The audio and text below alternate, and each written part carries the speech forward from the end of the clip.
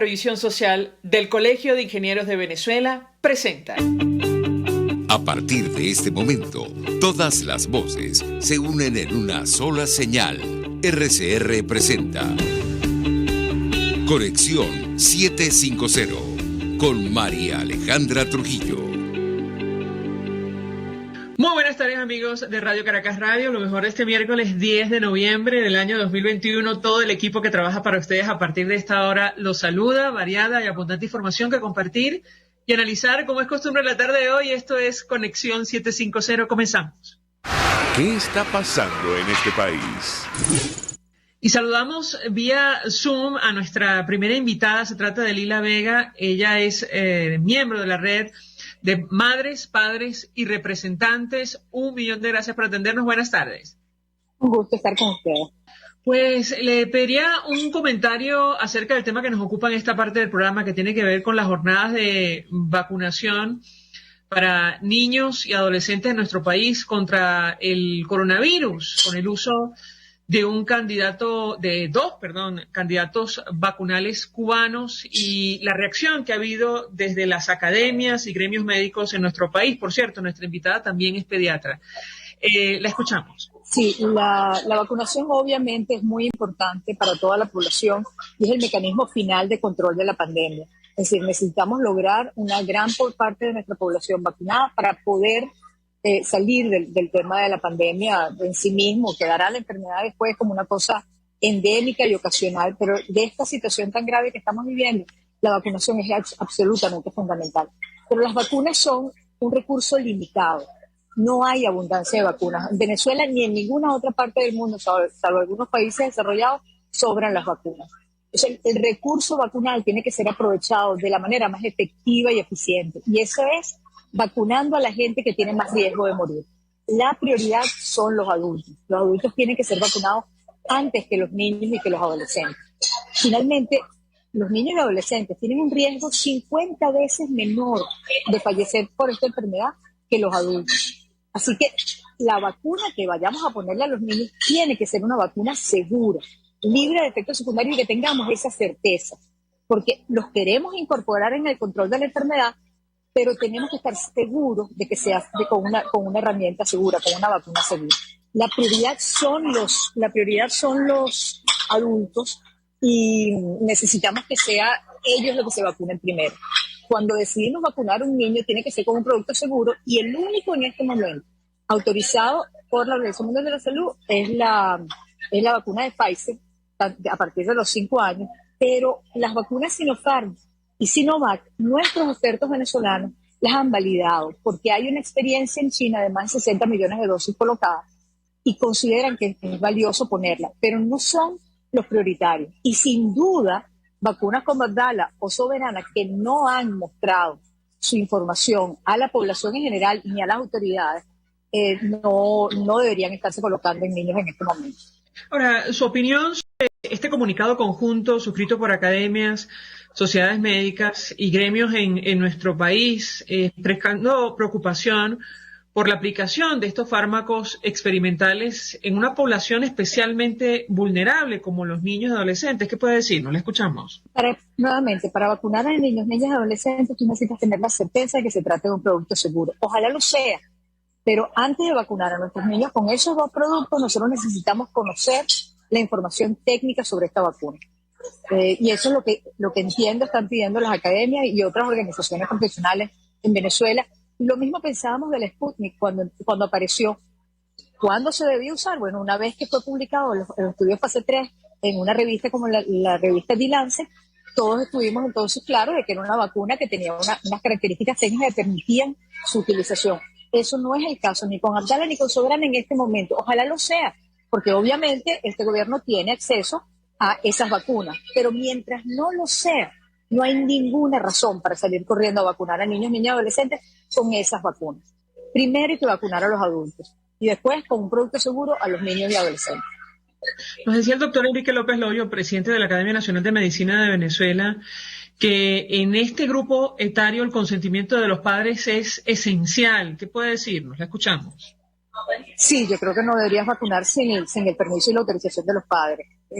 La otra cosa que nos preocupó muchísimo cuando lo vimos ayer en las noticias fue el anuncio y la descripción, la llegada a una escuela para niños con necesidades especiales y la utilización de cámaras y la publicación de sus rostros, dando a conocer condiciones biológicas de estas personas que no son apropiadas, que no se pueden difundir de esa manera. Esto es un tema muy serio. La protección de los niños, niñas y adolescentes tiene que ser integral y no la estamos viendo. Y a nosotros nos preocupa enormemente. Sobre el inicio de clases presenciales, porque ha sido, entendemos, la justificación para aplicar las vacunas contra el coronavirus en esta población en Venezuela. Ha habido varios casos detectados en algunos centros educativos, tal como lo registra el Sindicato Venezolano de Maestros, la Federación Nacional de Sociedades de Padres y Representantes. Algunos gremios han dicho esto era previsible. Yo le pedí un comentario al respecto. La escuchamos. Sí. Lo primero que tengo que decir es que en ningún país del mundo se esperó a vacunar para abrir las escuelas. Las escuelas pueden estar abiertas sin haber vacunado a los niños, ni siquiera a los docentes. Esa es una excusa, decir que estás ocupándote de los niños porque quieres que estén en las escuelas y ahora los vacunas. No hay un argumento legítimo detrás de eso. Las escuelas pueden estar abiertas y ser seguras sin los niños vacunados, incluso sin los adultos vacunados. Por supuesto que es importante que los adultos de la escuela se vacunen porque eso facilita el desempeño de la escuela. Entonces aquí hay un argumento falso, falaz de parte de las autoridades. No hay que vacunar para abrir las escuelas.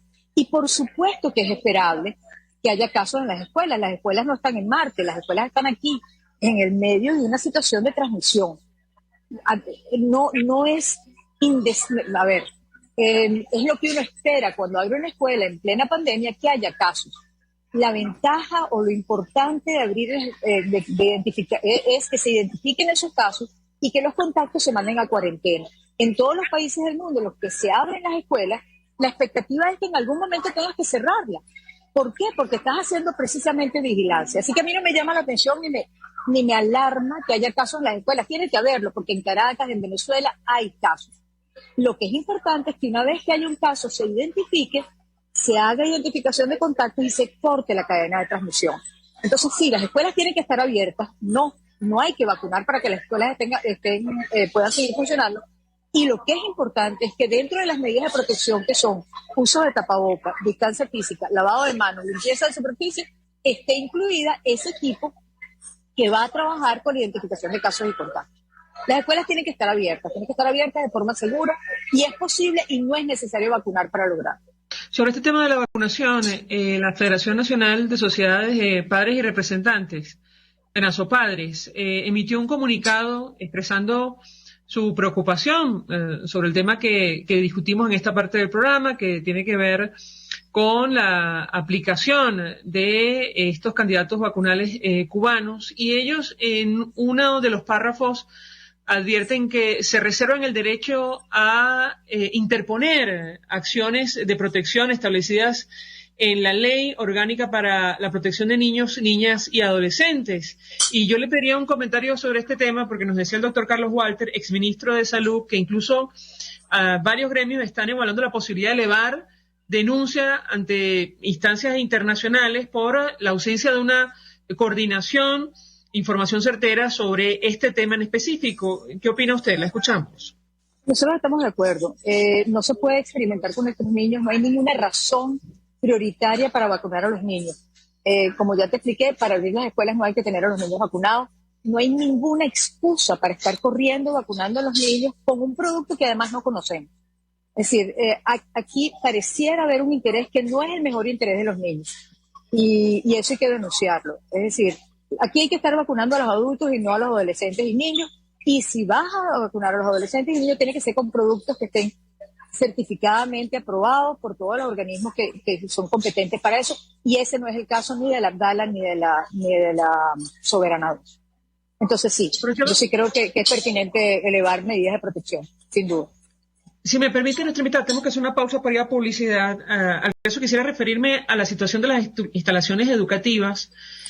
Otra vez, FENASOPADRES advirtió hace algunos días, un par de semanas, que según la información que ellos manejan, 80% de los centros educativos no tienen condiciones para recibir a los estudiantes. Está el tema de los servicios, por ejemplo. Pero luego que manejo unos minutos más, al regreso le pediría un comentario sobre este punto en específico. Ya venimos. Usted está viendo Conexión 750 con María Alejandra Trujillo. Solo por RCR 750, porque lo bueno une. Puedes seguirnos en nuestras redes sociales. En Twitter, @RCR750, la radio que se ve. Mensaje del ingeniero José Peraza, tesorero del FONPRES CIB. Estimado colega ingeniero arquitecto y profesional afín, el Colegio de Ingenieros de Venezuela y el Fondo de Previsión Social, preocupado por la salud de tu familia, ha diseñado un sistema de salud integral que coloca a tu disposición y que contiene asistencia primaria de salud, ambulancia, hospitalización, cirugía, oftalmología, dermatología, fisioterapia, psicología, odontología, farmacia y funerario. Para mayor información, visítanos a nuestros portales cib.net.be, fonprescib.net.be, Colegio de Ingenieros de Venezuela, construyendo futuro. Y ahora quiero hablarte de la estación de servicio del Club Hípico, esa misma frente al Terras Plazas. Te invito a que la sigas en su Instagram, @bpterrazas, donde en su historia están informando permanentemente la dinámica diaria en cuanto al servicio de surtido de gasolina. Con todos los mecanismos de pagos, la bomba Terrazas del Club Hípico cuenta con una gran tienda de conveniencia donde podrás encontrar todo lo que necesitas, tanto para ti como para tu carro, y también con atención de baterías Duncan. Estación de servicio Terrazas del Club Hípico. Calidad y servicio de primera clase. El poder de la comunicación en tus manos. Conexión 750 con María Alejandra Trujillo. Solo por RCR 750. La radio que se ve. Continuamos, amigos, en Conexión 750, conversando con Lila Vega, quien es miembro de la Red de Madres, Padres y Representantes, además es pediatra.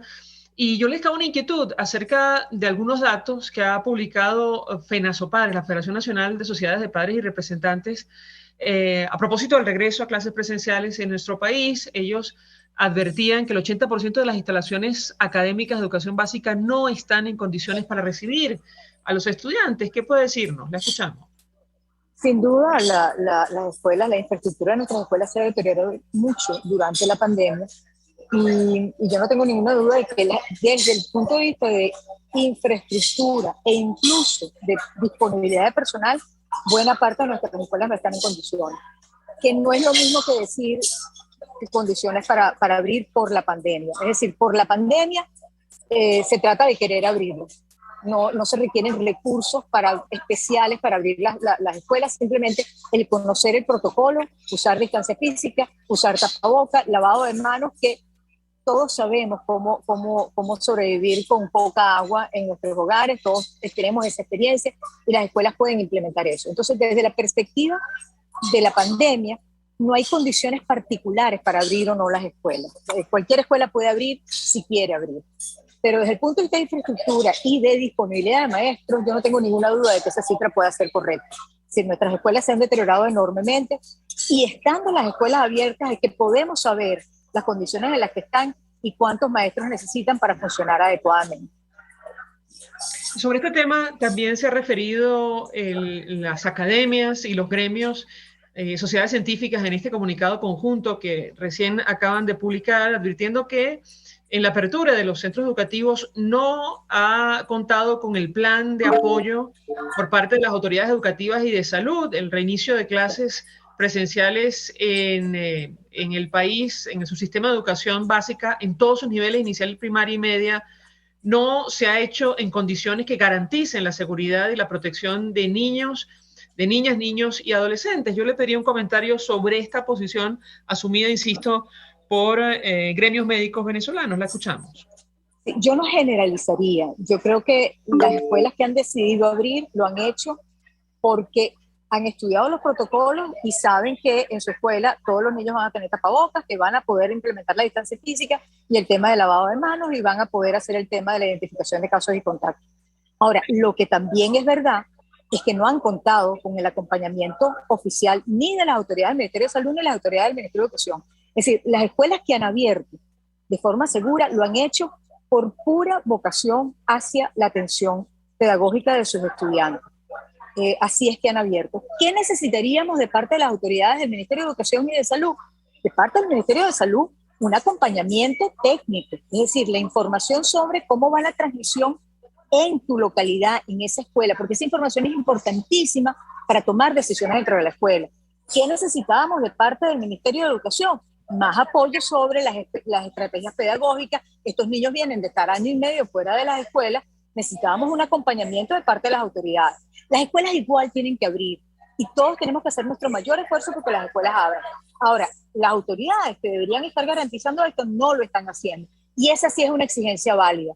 Tienen las autoridades del Ministerio de Educación y del Ministerio de Salud que apoyar a la apertura de las escuelas y no es a través de esta vacunación extemporánea que se logra eso. Los adultos tienen que estar siendo vacunados ahorita, los adultos que rodean a los niños. Y a las escuelas hay que atenderlas de otra manera, con el acompañamiento epidemiológico y técnico que merecen. Y sí, estamos de acuerdo con que ese es un exhorto que hay que hacerle a las autoridades.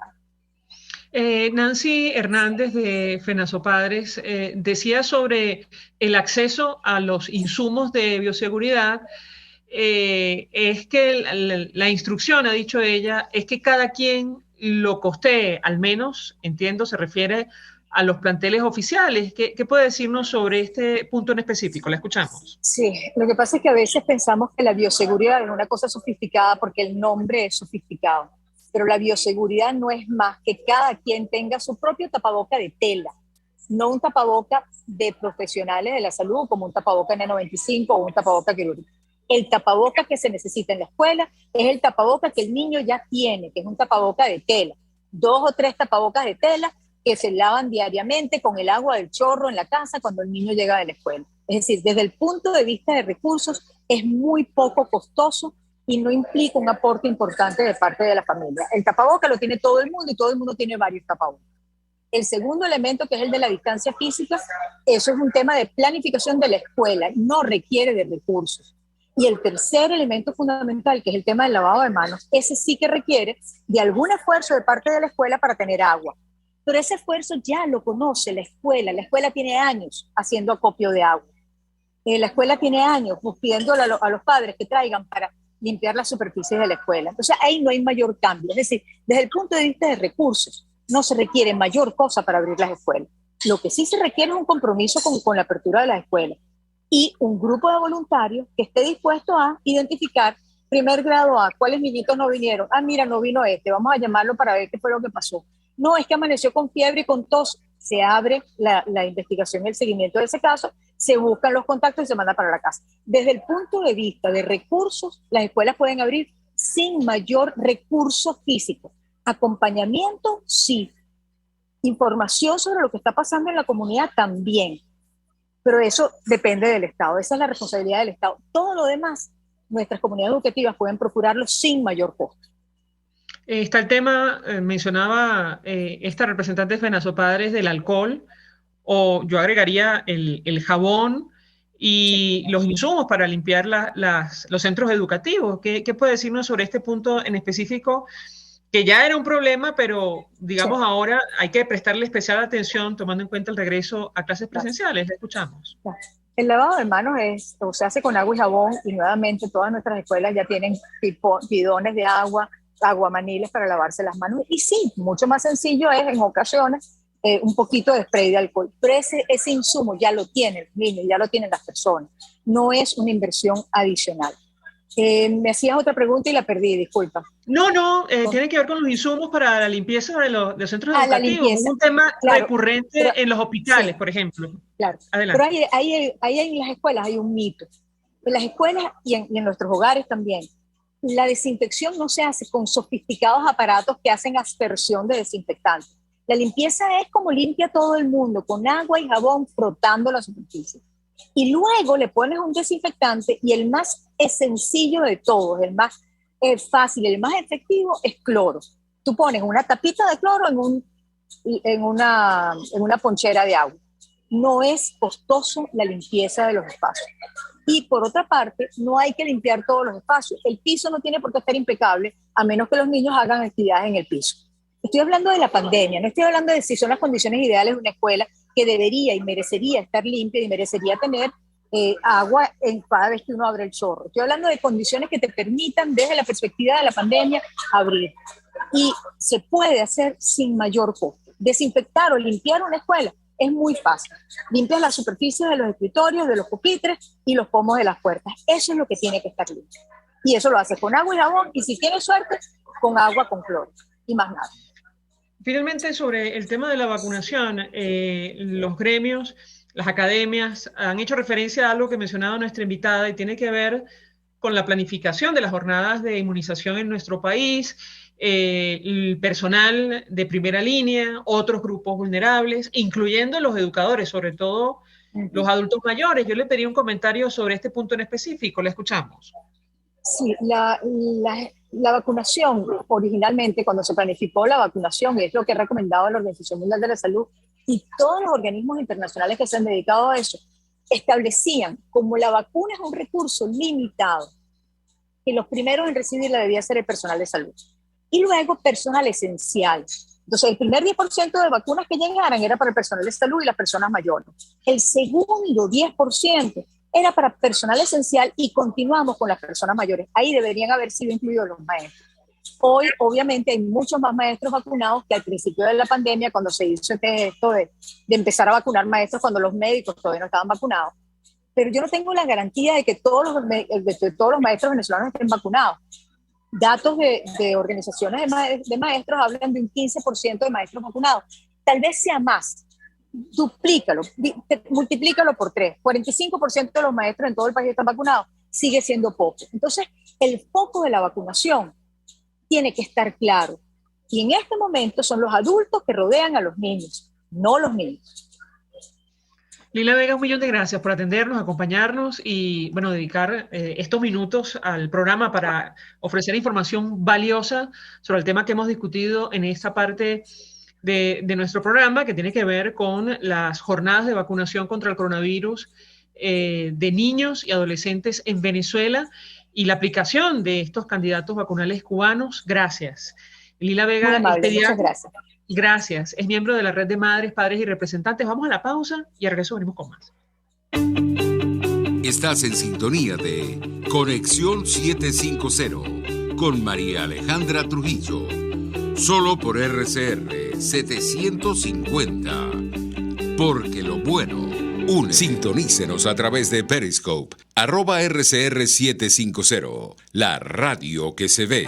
Mensaje del ingeniero José Peraza, tesorero del FONPRES CIB. Estimado colega ingeniero arquitecto y profesional afín, el Colegio de Ingenieros de Venezuela y el Fondo de Previsión Social, preocupado por la salud de tu familia, ha diseñado un sistema de salud integral que coloca a tu disposición y que contiene asistencia primaria de salud, ambulancia, hospitalización, cirugía, oftalmología, dermatología, fisioterapia, psicología, odontología, farmacia y funerario. Para mayor información, visítanos a nuestros portales cib.net.be, fonprescib.net.be, Colegio de Ingenieros de Venezuela, construyendo futuro.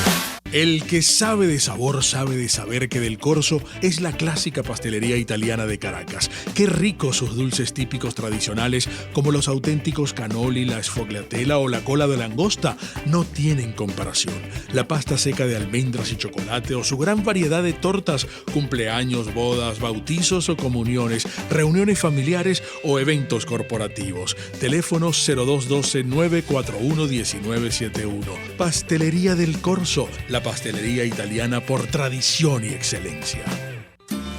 Estos tipos, que a mí lo que más me revienta y me saca la piedra es que les digan empresarios, porque no han movido un emprendimiento en su vida, pero ni siquiera del pensamiento, porque no han pensado una idea propia nunca, se convirtieron en boliburgueses a raíz de que tenían la ventaja competitiva frente al resto de los mortales de que les daban dólares preferenciales. ¿Y qué hacían? Legitimaban capitales. ¿Y qué hacían? Se llenaban los bolsillos con el dinero que lamentablemente Venezuela produce por ser un país petrolero y que le cae a Venezuela casi que del cielo por tener yacimientos de petróleo del norte al sur y del este al oeste.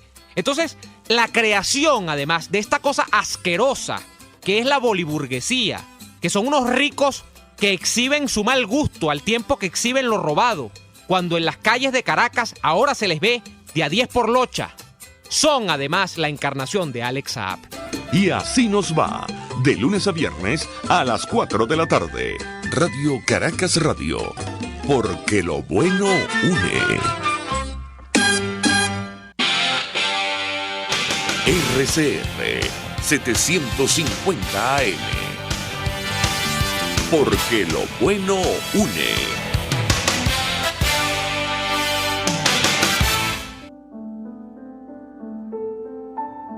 La Academia de Ciencias Físicas, Matemáticas y Naturales presenta El progreso tiene su ciencia. Hoy presentamos el maestro José Vicente Scorza. No quiero verme el ombligo. Quiero una actividad científica consona con la realidad. Eso creía José Vicente Scorza, quien dedicó su vida al estudio de enfermedades como la leishmaniasis y el mal de Chagas, y se convirtió en una figura central de la investigación y la docencia en medicina tropical en Venezuela. Nació en 1924 en Caracas. Estudió en el Instituto Pedagógico Nacional, de donde egresó con el título de profesor de Biología y Química en el año 1945. En el doctor José Vicente Scorza confluyeron tres cualidades: un amplio conocimiento de la biología y una visión integradora y una férrea disciplina científica que incluso ejerció estando preso bajo la dictadura de Pérez Jiménez. Pero sobre todo, el maestro Scorza, como le solían llamar, fue un notable educador y predicador de la ciencia con contenido social. Su ferviente manía de enseñar el quehacer científico lo llevó a despertar la curiosidad de cientos de inquietos jóvenes por la investigación científica. Para él, el conocimiento debía compartirse de manera sencilla y asequible. De lo contrario, no era verdadero conocimiento. El doctor Scorza fue fundador y decano de la Facultad de Ciencias de la Universidad Central de Venezuela y decano de la Facultad de Ciencias de la Universidad de los Andes. Fundó también centros de investigación en los estados andinos de Mérida y Trujillo, a los que entregó la mayor parte de su vida. El maestro Scorza falleció el 18 de agosto de 2016 en la ciudad de Mérida, dejando un invalorable legado de sabiduría a las nuevas y futuras generaciones. El progreso tiene su ciencia. La Academia de Ciencias Físicas, Matemáticas y Naturales presentó El progreso tiene su ciencia. RCR 750 AM. Porque lo bueno une. María Alejandra Trujillo te acompaña en Conexión 750, solo en RCR 750, la radio que se ve. Claro y raspado. Continuamos, amigos, en Conexión 750 y en esta parte del programa hablamos acerca de lo que está ocurriendo con el tráfico ilegal de drogas en nuestro país, en general con las megabandas. Nos toca narrar el enfrentamiento en el estado Sucre que dejó como saldo 18 víctimas mortales, miembros del Tren del Llano, tal como lo han confirmado las autoridades y medios de comunicación. Entre los sujetos que fueron ultimados se encuentra el líder de esta organización, Gilberto Maloni Hernández, alias El Maloni. Y para hablar acerca de estos temas, saludamos a nuestro siguiente invitado. Se trata de Luis Isquiel, abogado penalista, profesor de criminología, autor del libro Revolución de la Muerte, 20 años de crimen, violencia e impunidad en Venezuela. Gracias por atendernos. Buenas tardes. Hola, María Alejandra, ¿cómo estás? Buenas tardes. Gracias a ti por el contacto. Pues mucho interés de conocer su opinión, análisis acerca del tema que nos ocupa. Le pedí un primer comentario acerca de estos hechos ocurridos en el estado Sucre. Lo escuchamos. Bueno, sí, mira, el estado Sucre desde hace tiempo ha sido un territorio de migración de bandas criminales de Venezuela. Van desde otros estados hacia el estado Sucre. Esos pueblos donde ocurrió este enfrentamiento, San Juan de las Galdonas, San Juan de Unare, son enclaves del narcotráfico por la cercanía con Trinidad y Tobago y con Islas del Caribe, ¿no? Entonces son sitios disputados por bandas criminales. Desde hace un tiempo se sabía o se rumoraba que esta banda del estado Guárico había migrado hacia el estado Sucre, precisamente a esto que te estoy diciendo, a disputar ese territorio, a tratar de controlarlo para involucrarse en el tema del narcotráfico hacia estas islas del Caribe que están muy cercanas. Este señor El Maloni, este delincuente que fue abatido el día de ayer, es como el sucesor del Picure, porque dirigía esa banda criminal que denominan Tren del Llano. En el caso del Maloni tenía el epicentro allí en Altagracia de Orituco, y desde allá, desde el estado de Guárico, fue y migró hacia el estado Sucre. Ahora, yo le pedía, antes de entrar a hablar sobre lo que está ocurriendo en las costas venezolanas, su opinión sobre lo que está ocurriendo con las megabandas en nuestro país. Hace un par de años, la organización Inside Crime, con sede en Colombia, advertía que este ciudadano Gilberto Maloni Hernández, alias Maloni, al parecer estaba operando desde el país vecino, y me gustaría su opinión acerca justamente de este tema, tomando en consideración cómo muere, cómo es abatido en el estado Sucre. Lo escuchamos.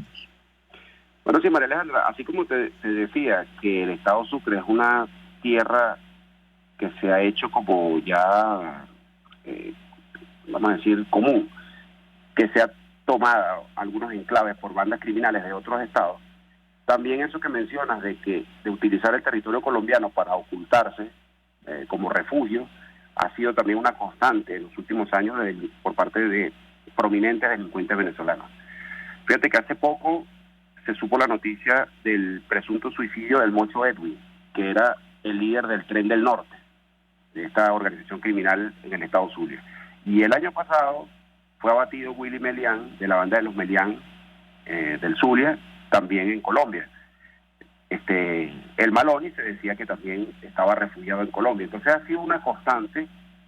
Bueno, el Coqui también se dice, hay rumores de que está en Colombia, aunque yo no creo esa versión, pero es la que ha rodado por allí.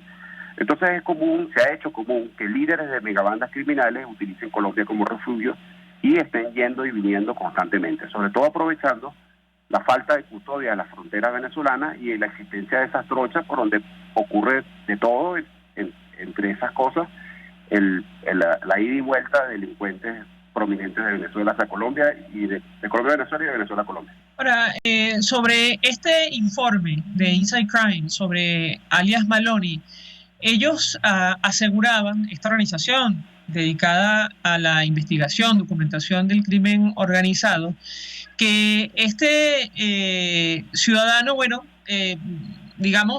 había desarrollado sus actividades delictivas tomando en consideración el aislamiento internacional de Venezuela en materia de cooperación internacional para combatir el crimen. Y de esto hemos conversado con usted en otras oportunidades. ¿Qué puede decirnos?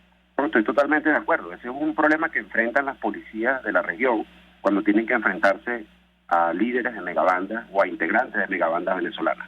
Fíjate que el Tren de Aragua se conoce que está en Colombia, en Ecuador, en Perú, en Brasil, y el último lugar donde fue denunciado que se encuentran integrantes del Tren de Aragua es Chile.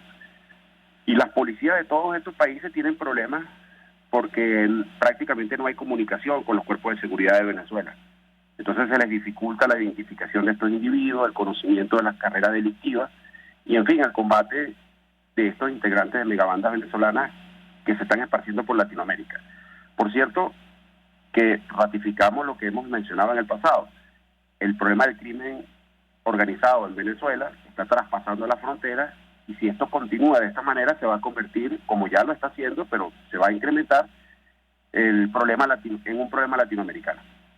Ahora, esto no es de ahora. Llevamos años lidiando con esta situación que, digamos, ha adquirido unas dimensiones transnacionales. Y yo le pediría un comentario, porque ahora mismo, escuchándolo, pienso en las declaraciones que ha ofrecido, por ejemplo, el general alias el Pollo Carvajal, que está a espera de su extradición a los Estados Unidos, justificando en un momento la ruptura de relaciones de Venezuela con la Agencia antidrogas norteamericano, la DEA. Yo en 2005, me parece, le pedí un comentario y saber si usted opina que desde aquella época, bueno, desde aquellos polvos, estos lodos, ¿qué puede decirnos? Lo escuchamos. No, estoy completamente de acuerdo.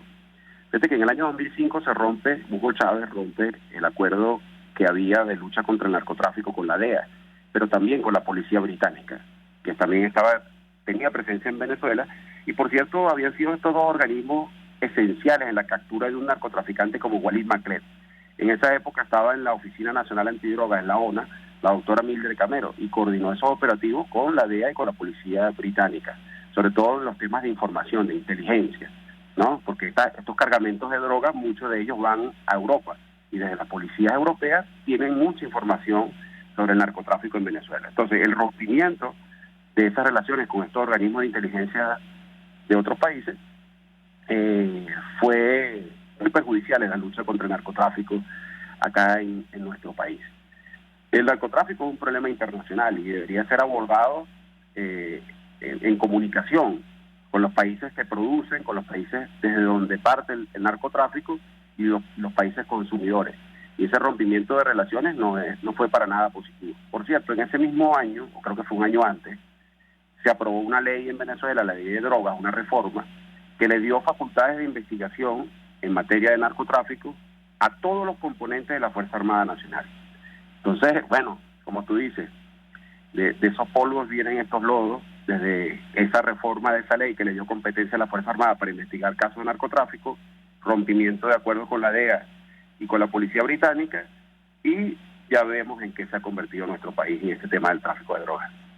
Señor Víctor, que tenemos que hacer una pausa para ir a publicidad. Al regreso quisiera referirme a otro caso que ahora mismo es ventilado por medios de comunicación digitales y ha generado toda clase de reacciones en redes sociales, que tiene que ver con un diputado de la Asamblea Nacional oficialista del estado Trujillo, aparentemente señalado por estar vinculado a un cargamento de droga decomisado en La Guaira por la Guardia Nacional, el Comando Nacional Antidrogas de la Guardia Nacional. Yo le pedí un comentario, pero al regreso de la pausa, a propósito de este caso puntual y en general, insisto, sobre lo que está ocurriendo con el tráfico ilegal de drogas en nuestro país. Ya venimos. Escuchamos Conexión 750, solo por RCR 750, la radio que se ve. Puedes seguirnos en nuestras redes sociales, en Twitter, @RCR750, la radio que se ve.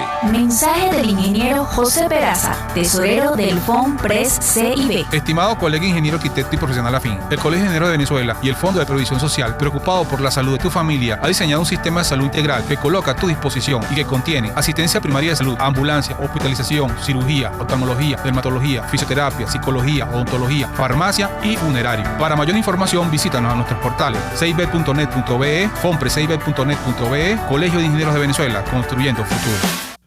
Mis amigos, quiero hablarles de Dilab Biodiagnóstica, un nuevo laboratorio clínico con un concepto original.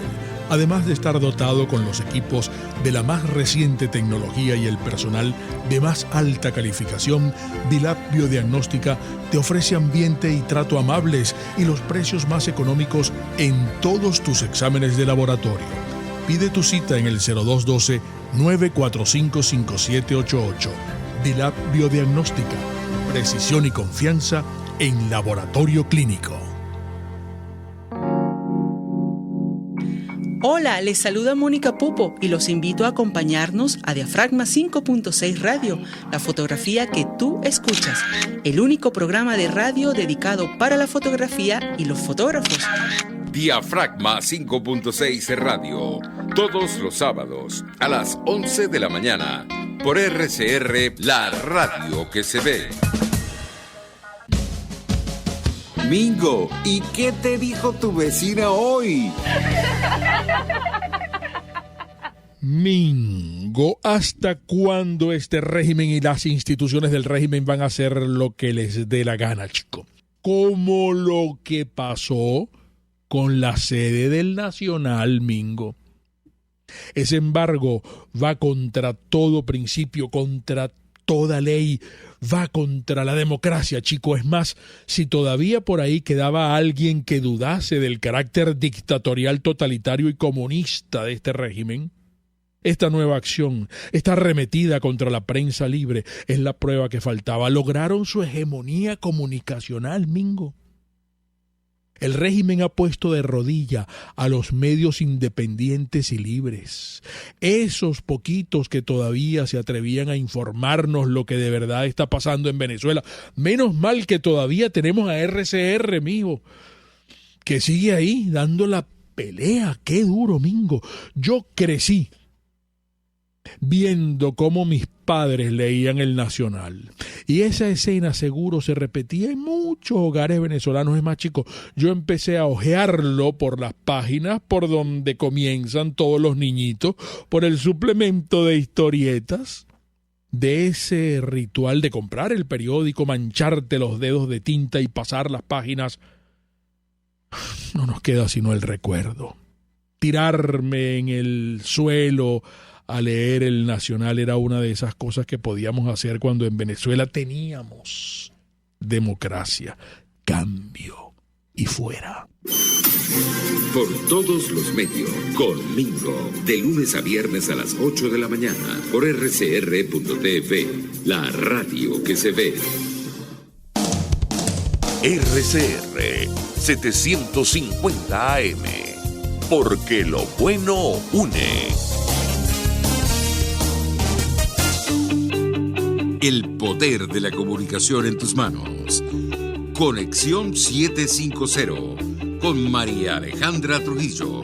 Solo por RCR 750, la radio que se ve.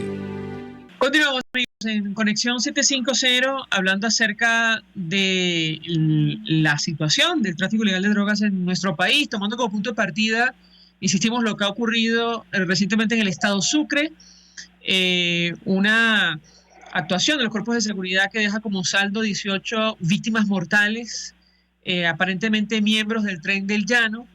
Y a esto hay que sumar un hecho reciente que tiene que ver con la vinculación de un diputado de la Asamblea Nacional oficialista, dirigente del Estado Trujillo, con la incautación de más de 300 envoltorios de cocaína en La Guaira. Y le pediría un comentario a nuestro invitado Luis Isquiel acerca de este tema y lo uno con lo que venimos discutiendo sobre, bueno, las dimensiones del problema del tráfico ilegal de drogas en nuestro país. Lo escuchamos. Sí, María, vi la información acerca de la incautación, creo que eran 336 kilos de cocaína, y vi que estaba involucrada una persona que tenía un carnet de la Asamblea Nacional, pero la verdad no tengo certeza de que sea diputado ni de qué fuerza pertenece. Lo cierto es que desde hace tiempo en nuestro país hay una relación entre la política y el narcotráfico. Date cuenta que Walid Maclé tenía una concesión en el puerto de Puerto Cabello, y con ese tipo de ventajas es que se convirtió en el máximo capo del narcotráfico en Venezuela. En Venezuela también hay facilidades para que actúe la guerrilla colombiana, sobre todo la FARC, que sabemos que son los principales productores de cocaína en el planeta y que utilizan nuestro territorio para enviar esa cocaína al exterior. Por cierto que la ONU, en un informe, creo que fue de este mismo año, de la Junta de Investigación y Fiscalización de Estupefacientes, señaló que aquí en Venezuela estaban operando los carteles mexicanos del narcotráfico, específicamente el cartel de Sinaloa en el estado Zulia. Es decir, que tanto ya es el tráfico de cocaína desde Venezuela hacia México, pasando por Centroamérica, que ya estos carteles de narcotráfico tienen operadores, emisarios aquí en nuestro territorio, que son los que negocian la droga con los carteles que hay en Venezuela y con la guerrilla de origen colombiano. El caso concreto de alias El Pollo Carvajal, ¿cómo encaja en este análisis que usted comparte con nosotros? Lo escuchamos. Bueno, El Pollo Carvajal es un funcionario del Estado, como sabemos, con alto protagonismo en el tema de las Fuerzas Armadas, en la inteligencia militar, y que se conoce también sus lazos con esto que estamos hablando, con las Fuerzas Armadas Revolucionarias de Colombia, que son los principales productores de cocaína en el mundo. Entonces, esa relación lo hizo que se convirtiera en un personaje clave del narcotráfico. Por eso es que es muy importante si este señor es extraditado de España hacia los Estados Unidos, porque seguramente va a tener mucho que decir en cuanto a la relación de funcionarios militares de donde él pertenecía con el narcotráfico internacional desde nuestro territorio. Ahora, yo siempre le pregunto a nuestro invitado qué hacer, cómo, es decir, atacar esta situación tomando en consideración las dimensiones que ha adquirido. Me refiero al tráfico ilegal de drogas en Venezuela. Lo escuchamos. A ver, el tema del narcotráfico es un asunto internacional y es fundamental las alianzas con los países consumidores y los países que reciben los cargamentos del narcotráfico. Segundo, romper. Venezuela tiene que romper definitivamente, y seguro lo hará cuando haya una realidad democrática, con las relaciones oscuras con estos grupos guerrilleros colombianos que son los máximos productores de cocaína en el planeta. Tercero, acabar, diría yo, con la impunidad que hay en Venezuela, fortaleciendo las policías de investigación, en los tribunales, para que cuando caiga algún narcotraficante no salga por corrupción o salga por una orden política. Yo sí creo que en un futuro Venezuela no tiene por qué seguir siendo un protagonista esencial del narcotráfico internacional, ya que esto se ha producido por malas políticas públicas y por unas relaciones oscuras de muchos funcionarios venezolanos con, sobre todo, principalmente la guerrilla colombiana y seguramente también con algunos carteles del narcotráfico internacional de origen mexicano. Luis, un millón de gracias por atendernos, acompañarnos la tarde de hoy, abogado penalista, profesor de criminología, coautor del libro Revolución de la Muerte, 20 años de crimen, violencia e impunidad en Venezuela. Gracias. Gracias. Nosotros, se nos ha agotado el tiempo. Gracias. Nos despedimos y lo hacemos a nombre de Jaime Lestares de la Dirección General de la Estación, en la gerencia de producción Willy Zarcaya, en la producción Yay Pacheco, en los controles Víctor Mejías, quien tuvo el placer de acompañarles, María Alejandra Trujillo.